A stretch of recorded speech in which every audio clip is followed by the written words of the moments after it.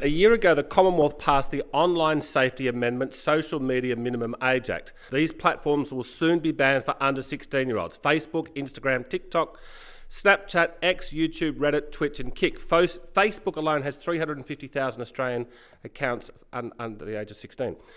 The Digital Freedom Project has launched a High Court constitutional challenge to the validity of this law.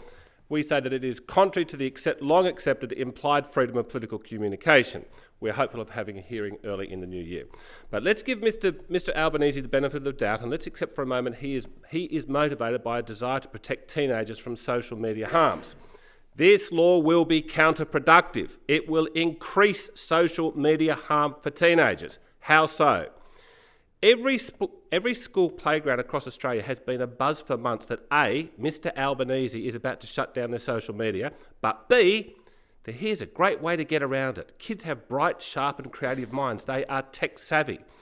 Yes, Mr Albanese will play whack-a-mole and try to shut down alternative ways of accessing social media, but like King Canute, he will fail.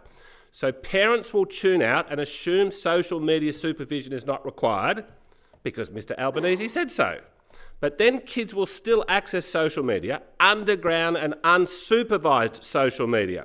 Just like the American experiment in banning alcohol a century ago backfired and caused more harm, so will this. The only solution is strict and unrelenting parental supervision of online activity for under 16-year-olds. It is a paramount parental responsibility. Under this law, however, teenagers will become lawbreakers, setting a harmful precedent at such a formative age. This law will be a slippery slope towards more internet censorship. The state lusts to control what information citizens can access. There will be mission creep. If this law is upheld, then it won't be long until more laws come out to restrict the internet.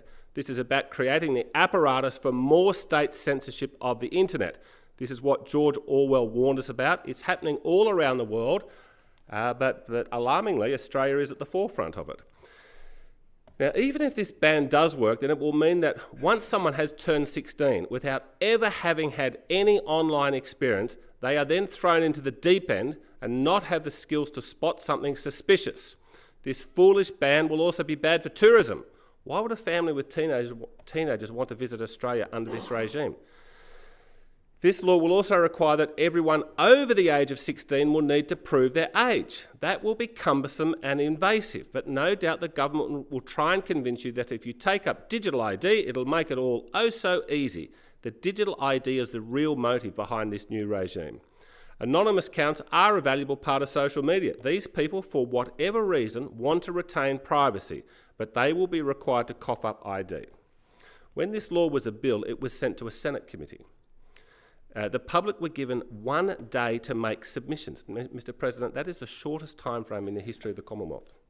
Now, despite that outrage that this bill the public could only make submissions for 1 day, this bill attracted over 15,000 submissions. It's the largest number in the history of the Commonwealth. The government was frightened of scrutiny. Now, I would like to thank Liberal Senator Andrew Bragg and the Shadow Minister for Communications, Melissa McIntosh, for their recent statements indicating the federal Liberals are reconsidering support for this bill. Now, it is too late because under Mr Peter Dutton, they did support this bill, which was a disgrace.